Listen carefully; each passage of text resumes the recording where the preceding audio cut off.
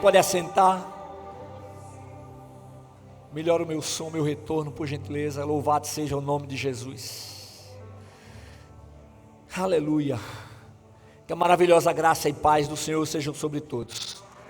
Amém. Livro do profeta Isaías, capítulo 40. Livro do profeta Isaías, capítulo 40. Ok, Muri. Meus amados irmãos, eu não tenho nenhuma dúvida de que todos nós queremos servir ao Senhor com interesse de coração. Nós aprendemos nas Sagradas Escrituras, e Deus, ao falar com Samuel, num momento muito importante, era o momento da escolha do segundo rei de Israel, Deus falou para o seu profeta a seguinte maneira: Samuel, eu não vejo como o homem vê. O homem vê somente o exterior, mas eu vejo o coração. E quando a gente vai na palavra, a gente vê a grande importância que o Senhor dá com relação ao nosso coração. Ele diz: filho meu, dá-me o teu coração. Acima de tudo que deves guardar, guarda o teu coração, porque dele procedem as saídas da vida. Eu entendo, irmãos, que a palavra de Deus, ela é sempre objetiva, ela é direta. E nós recebemos o entendimento, porque é o Espírito de Deus quem nos traz esse entendimento. Tudo aquilo que o Senhor tem para fazer, Ele vai fazer. Tudo aquilo que o Senhor tem para fazer na sua igreja, Ele fará. Quer aceitemos ou não. Deus não é homem para necessitar da nossa aprovação. Deus não precisa da nossa aprovação. Nós não podemos influenciar ao Senhor para que Ele tome essa ou aquela decisão. Mas Ele nos dá o direito da gente chegar diante dEle, da gente clamar, da gente apresentar diante dEle as nossas necessidades. E Ele nos ensina, conforme está lá em Filipenses 4, que devemos apresentar diante dEle as nossas necessidades com orações, súplicas e ações de graças. A súplica é uma oração fervorosa.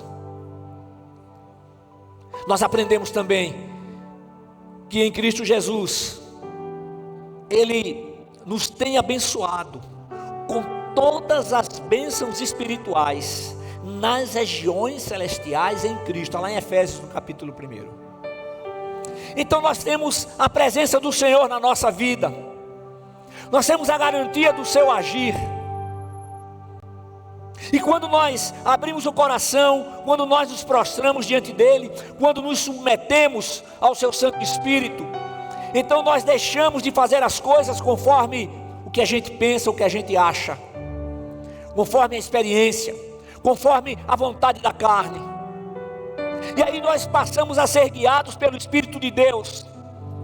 E ser guiado pelo Espírito de Deus significa depender do Senhor. Uma dependência que deve ser contínua e crescente. Eu gosto de pensar e dizer assim para o Senhor: Senhor, eu quero tudo aquilo que o Senhor planejou para a minha vida. Pense que Deus, vamos usar uma linguagem humana, tá? Porque Deus não precisa disso. Mas pense comigo assim: Deus parou e planejou a vida de cada ser humano. Já pensou isso? Ele planejou a sua vida, Ele planejou a minha. Agora, nós somos os únicos na criação que temos o direito de escolha, que temos consciência, temos inteligência, nos comunicamos através da fala. E mesmo tendo planejado o melhor, Ele não impõe isso para ninguém. Ele quer que seja uma escolha nossa. Então você precisa fazer essa escolha se ainda não fez. A escolha de se deixar trabalhar por Ele, de se deixar dirigir por Ele, de declarar de todo o coração, dizendo: Senhor, verdadeiramente eu quero que todos os teus planos, todos os teus propósitos sejam concretizados na minha vida. Ah, irmãos, quanta coisa Deus tem para fazer na vida da gente. E o trabalhar do Espírito de Deus, como eu disse agora há pouco, ele é contínuo e deve ser crescente. E esse crescente vai depender do espaço que a gente vai estar oferecendo para ele no nosso viver.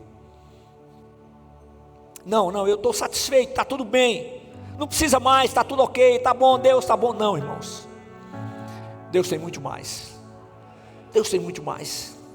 Ele pede, a gente pede, a gente clama, e sendo da vontade dele, ele nos dá muito mais do que pedimos, do que pensamos. Muito mais. Muito mais.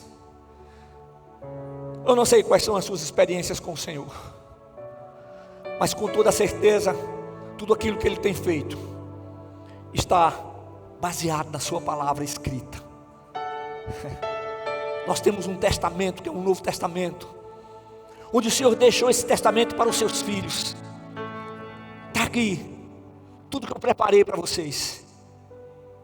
Eu amei, eu continuo amando vocês, mas eu amei de tal maneira que dei o meu filho. Olha, o meu filho unigênito, eu só tinha esse filho, mas eu dei para que ele pudesse entregar a sua vida, para que você pudesse ser resgatado da morte para a vida, das trevas para a verdadeira luz. Oh, irmãos,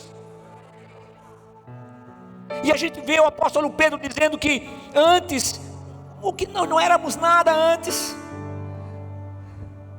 e em Cristo Jesus Ele nos faz seus filhos. Eu gosto de dizer que o filho adotivo, ele é filho duas vezes. Os pais não tinham que adotar, os pais não tinham que amar, mas os pais adotaram e os pais amaram. Eu tenho toda a certeza que eles sentem como se fossem filhos gerados por si mesmos. Mas nós somos gerados pelo Senhor. Quando Jesus morreu, Ele levou sobre si as nossas dores e enfermidades. Quando Ele morreu, nós morremos com Ele. Quando Ele ressuscitou, nós ressurgimos com Ele para uma nova vida. Eu quero falar um pouco sobre andando na presença do Senhor. O livro do profeta Isaías é tremendo, de uma riqueza imensa. Eu me lembrei agora do pastor José Brito. Ele me contou uma vez que ele já está na glória, já está com o Senhor. Eu me lembro que ele falava que o primeiro pastor que ele conheceu foi meu avô, lá no interior do Maranhão.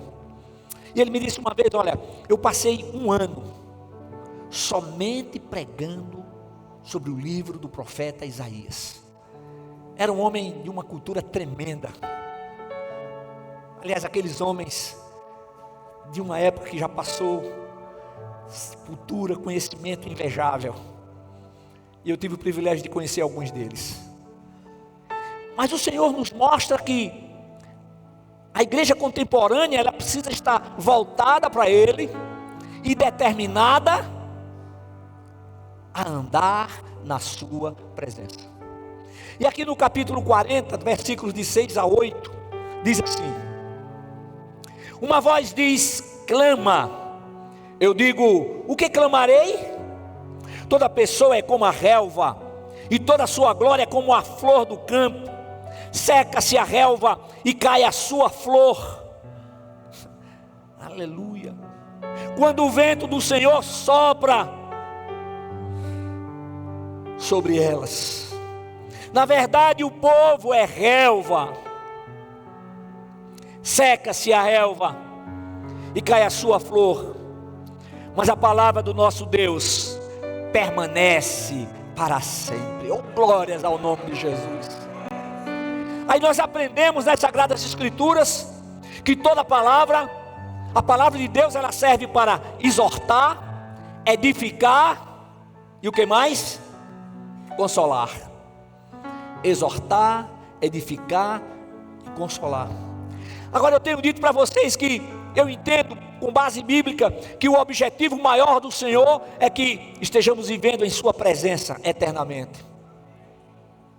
Imagine o seguinte: quando Deus planejou a nossa vida, Ele já sabia de todas as coisas, Ele já nos conhecia. O nosso Deus é eterno, significa que Ele não tem início, Ele não terá fim.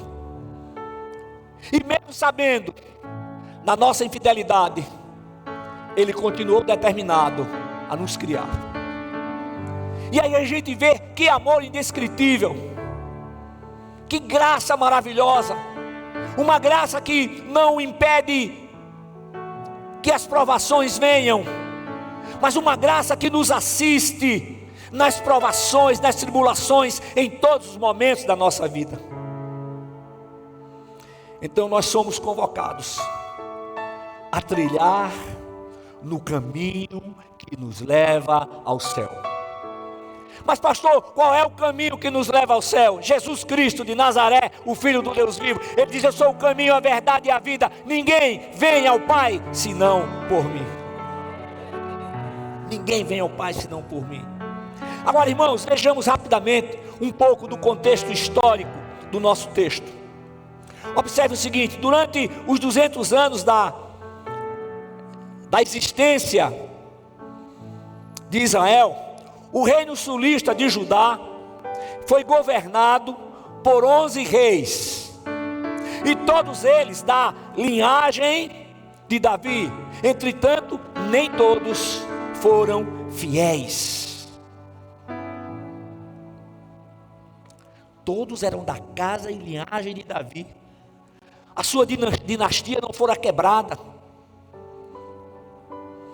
No entanto, nem todo rei se manteve fiel à aliança com Deus. Nós aprendemos que Deus tem uma aliança conosco, mas nós precisamos ter uma aliança com Ele. E essa aliança é firmada através de Cristo. Então nós precisamos estar bem lembrados disso. Agora, a economia de Judá era rural, era uma terra esparsa, a população era basicamente pastoril, era um povo avesso a mudanças e feroz na defesa da sua independência. Irmãos, nós precisamos ser ferozes na defesa da nossa independência.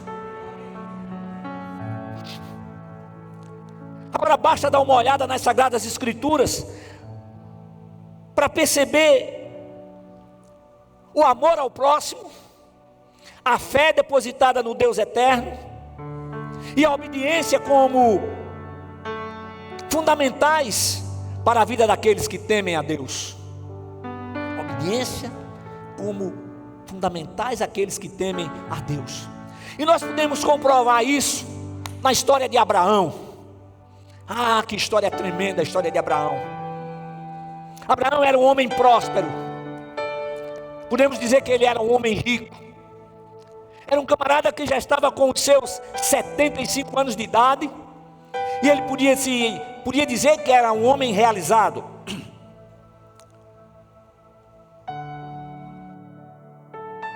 Estava uma coisa: ele não tinha filhos. Mas aí Deus chama Abraão e diz: Abraão, você vai deixar a sua terra, vai deixar a sua parentela, e eu vou te levar para um lugar que você não conhece. Eita Jesus! Se tivesse assim, dito assim: não, eu estou levando para a Austrália. Aí você sabia para onde ia. Você vai para um lugar que você não conhece. O cara com 75 anos, imagina assim, já pensando talvez em pendurar as chuteiras. Aí o Senhor chama, e Abraão é considerado o pai da fé. E a sua vida foi repleta de circunstâncias ou de situações que o levaram a amadurecer, que o levaram a colocar em prática essa fé que ele depositava no Deus eterno. Mas nós podemos dizer, eu separei aqui, que o agir divino na vida de Abraão ocorreu por 3 motivos básicos que foram determinantes em sua vida. Primeiro, ele manteve a fé em Deus. Manteve a fé em Deus. Segundo, ele permaneceu disponível à ação divina. Manteve a fé em Deus, se manteve disponível à ação divina, e ele colocou na sua mente e no seu coração uma determinação: eu vou viver em obediência ao meu Deus. Três coisas tremendas que na vida de Abraão fizeram a diferença, e com certeza farão a diferença na nossa vida hoje, no período da nova aliança. Aleluia. 24 anos depois da saída de Abraão da sua terra natal, portanto aos 99 anos de idade, e ainda com seu primeiro nome, o nome de Abrão, Deus falou com ele, conforme está em Gênesis capítulo 17, versículo 1. Eu sou o Deus Todo-Poderoso, anda na minha presença e ser perfeito. Olha só, eu sou o Deus Todo-Poderoso, anda na minha presença e ser perfeito. Aqui Deus mostra a Abraão a receita para ter uma vida longa e vitoriosa. Anda na minha presença. Deus está mostrando para mim e para você hoje a receita para que tenhamos uma vida longa e vitoriosa. Ele está dizendo hoje para mim e para você: anda na minha presença. O que significa isso? Ele estava dizendo: Abraão, viva em obediência. E você vivendo em obediência, a sua vida será ricamente abençoada. Aleluia. Com isso então, Abraão renovou a sua determinação de viver em obediência absoluta ao seu Deus. Obediência absoluta. Mesmo depois de tantos anos, quando Deus lhe deu um filho,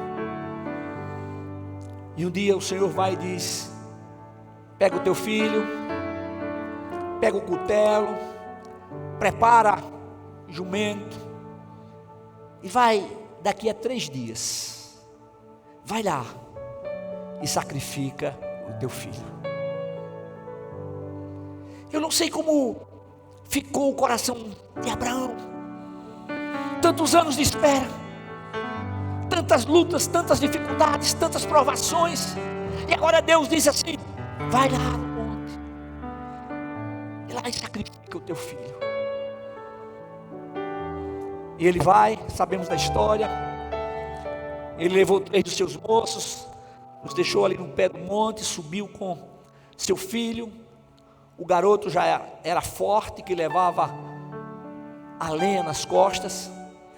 Em determinado momento ele disse: meu pai, aqui está o cutelo, aqui está a lenha, mas onde está o cordeiro para o sacrifício?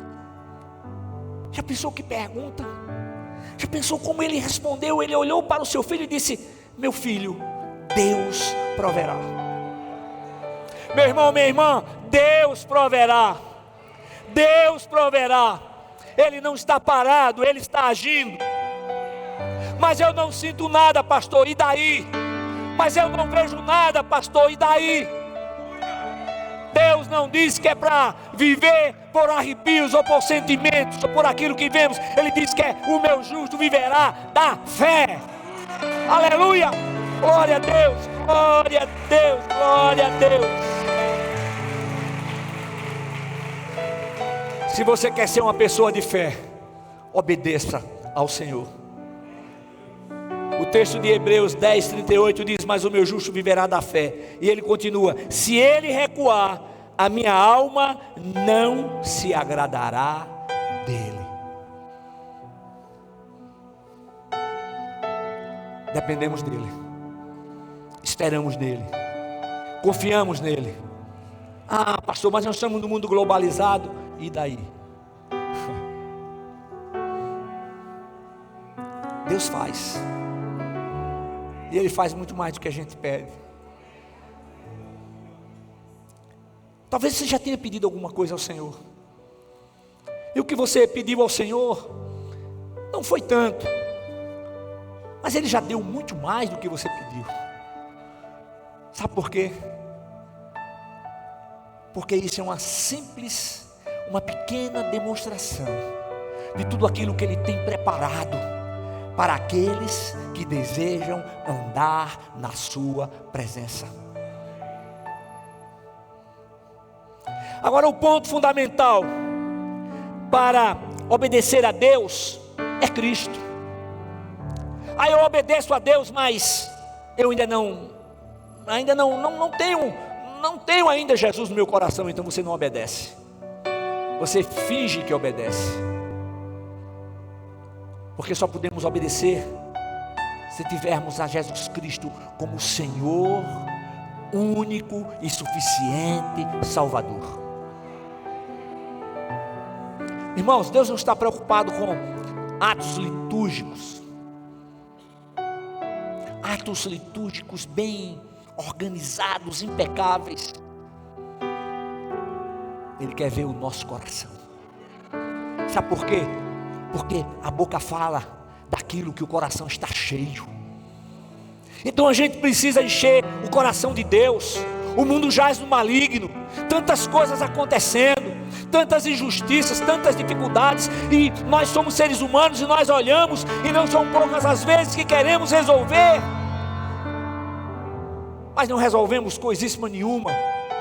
Nós temos aquele que age por nós, aquele que vai à nossa frente, aquele que está na nossa retaguarda, aquele que está do nosso lado direito, aquele que está do nosso lado esquerdo.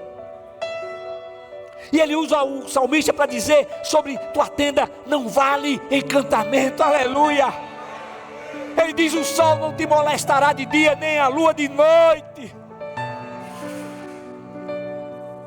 Você vai deitar e vai ter o sono do justo.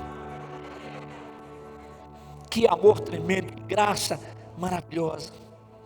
Quando nós confiamos, acreditamos, porque a confiança nos faz aprender a esperar. Eu gostei disso. A confiança nos faz aprender a esperar. Aí eu confio no Senhor. Ele está agindo, Ele está fazendo. Então eu posso esperar tranquilamente. Sabe por quê? Porque Ele está agindo. Ele planejou o melhor para mim. Aí o que não entende assim, mas como Ele planejou o melhor? Se você anda, a sua vida está aí, uma vida terrível, miserável, não. A minha vida é uma vida abençoada. As dificuldades elas estão, mas eu estou caminhando, elas estão ficando para trás. Eu estou caminhando a passos largos para a nova Jerusalém celestial. Essa foi a experiência de Davi. É por isso que lá no Salmo 40, versículo 1, ele diz: esperei com paciência pelo Senhor, Ele se inclinou para mim e ouviu o meu clamor. Aleluia. Olha, esperei com paciência pelo Senhor.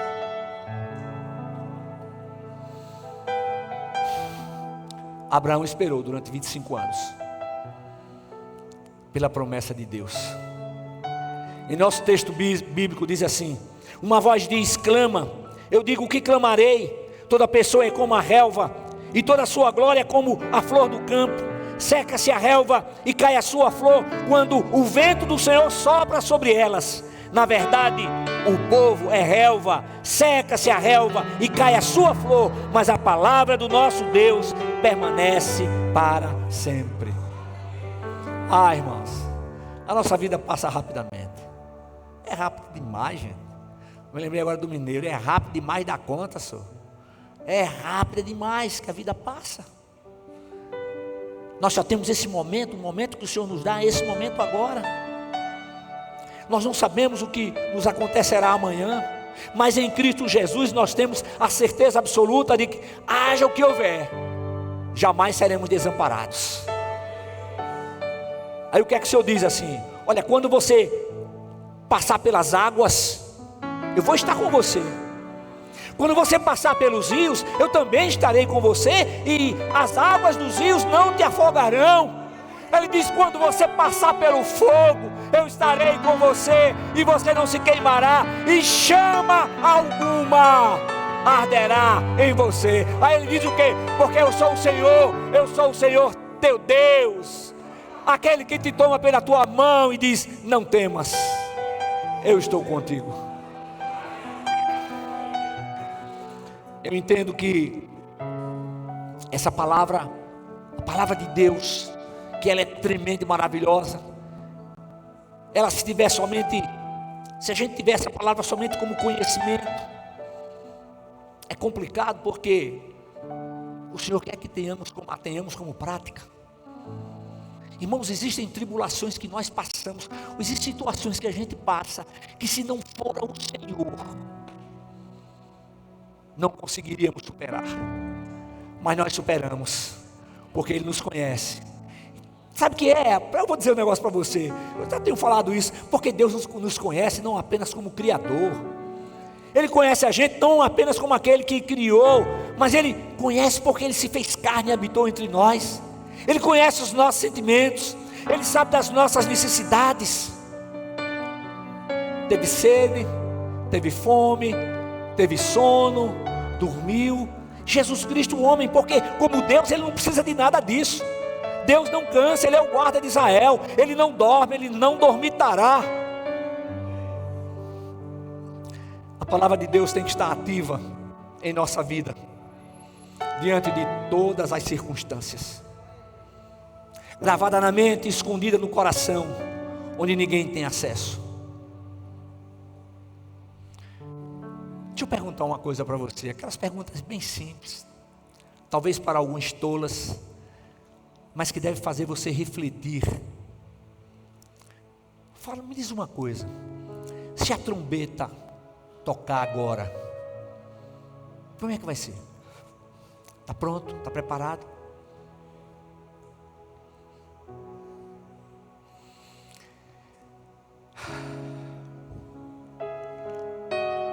E aí?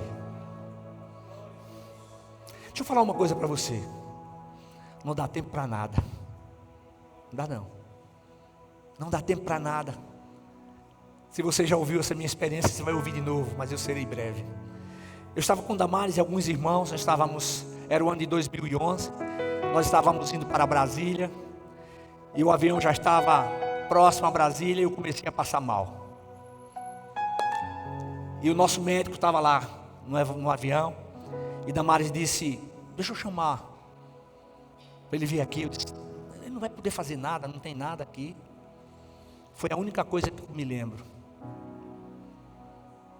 Mas ela chamou, ele veio, tinham mais 2 médicos, e quando eu voltei, eu estava deitado no piso lá do avião. Tinha um médico, eu não sabia que era médico, só fui saber depois, que ele falava, reclamava muito. Como é que a pessoa morre aqui dentro, e não tem nada, e pá, falando. Eu digo: bom, eu estou vivo. O avião teve prioridade, me tiraram dentro da maca. Os caras têm uma prática tremenda, aquele corredorzinho estreito. Os caras chegaram lá, os bombeiros chegaram, tá, os caras tiraram na maca, levaram para o hospital. Um monte de exame, não tem nada. Eu disse: Luiz, vamos embora, rapaz. Eu ouvi dizer que quando o paciente tem fome é porque ele está bem. Eu estou com fome. Vamos embora. Os caras não descobriram nada, fizeram um monte de exames aí, e eu vou ficar o tempo todo aqui, vamos embora. Só que quando eu me levantei, eu andava como se estivesse andando assim, pisando nas nuvens. Eu não sentia o chão. E aí eu passei uns 3 dias assim, e quando nós voltamos, o Luiz ia ficar lá em Brasília, mas ele veio com a gente para a gente não voltar sozinho. Eu digo: rapaz, mas não precisa isso, está tudo bem. Uns 2 meses depois é que eu fui saber que eu tinha morrido dentro daquele avião. Os 3 médicos afirmaram: o senhor morreu mesmo. Eu disse: Luiz, que conversa é essa? Ele disse: pastor, eu nunca ia dizer isso para o senhor. Eu posso dizer para você que é muito rápido, não dá tempo da gente fazer nada. Agora, sabe o que me alegrou o coração? Foi porque quando eu voltei, Eu não pensei na Damares, eu não pensei nos meus filhos, eu não pensei nos meus netos, eu não pensei na igreja. Você sabe o que é que vinha na minha mente? Jesus, Jesus, glórias a Jesus.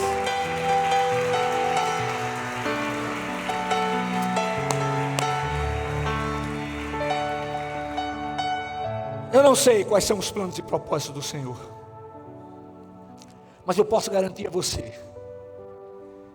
que Ele tem propósitos de bênçãos e de vida.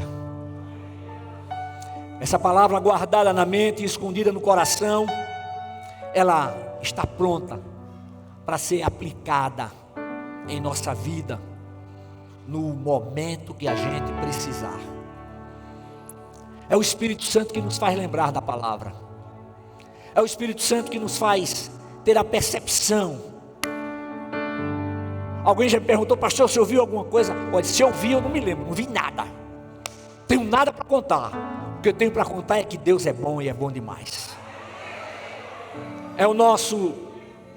Essa palavra, ela precisa ser usada em nosso viver diário. E o nosso GPS espiritual é essa palavra que não falha e não pode ser desligado. Agora deixa eu dizer uma coisa para você. O tempo é implacável. Ele passa. E ele passa muito rápido. Aqui na mente, é interessante, quando meu pai me dizia isso, eu achava meio estranho, né? Ele dizia: meu filho, aqui dentro, eu estou jovem, mas quando eu me olho no espelho, eu estou passando pela mesma experiência dele. Eu me sinto jovem, mas quando me olho no espelho, o tempo é implacável. E nós não podemos deixar para amanhã o que temos que fazer hoje. Sabe por quê? Porque amanhã, a gente não sabe o dia de amanhã. A gente não sabe o dia de amanhã. Segunda pergunta: você está determinado a andar na presença do Senhor? Você já pensou sobre isso? De ter essa determinação? A vida de Abraão não foi um mar de rosas. Aconteceram muitas coisas ali, muitos momentos difíceis, mas em todas a presença divina foi real e fez toda a diferença. Porém, lembre-se de uma coisa: ele estava determinado a manter a sua fé em Deus, a permanecer disponível para o agir divino e em tudo obedecer ao Criador. Será que eu e você, será que nós estamos determinados a em tudo obedecer ao Criador? Não existe nada melhor do que a vida. A nossa liberdade não tem preço. Nada é mais importante do que a nossa liberdade. Tivemos uma experiência, alguns meses de experiência terrível. Fecha a porta, não abre, sai, não vai para onde, não vai à praia, pá. Mas será que estamos determinados a andar na presença do Senhor? Hoje nós vivemos no período da graça. E Deus está presente, habitando em todo aquele que tem Jesus Cristo como Senhor, único e suficiente Salvador. E eu encerro dizendo o seguinte: você que está em Cristo, que já fez uma decisão por Jesus, está determinado a viver andando na presença do Senhor? Meu irmão, minha irmã, eu estou perguntando para você que já tem Jesus. Você responde aí no seu coração. Você está determinado a andar, a viver na presença do Senhor? Nós estamos no mundo. O mundo jaz no maligno, mas nós não somos do mundo. É por isso que o Senhor orou ao Pai e disse assim: Pai, eles não são do mundo como eu do mundo não sou. Guarda-os na tua palavra. A tua palavra é a verdade. E você que está aqui me vendo agora, você quer andar na presença do Senhor?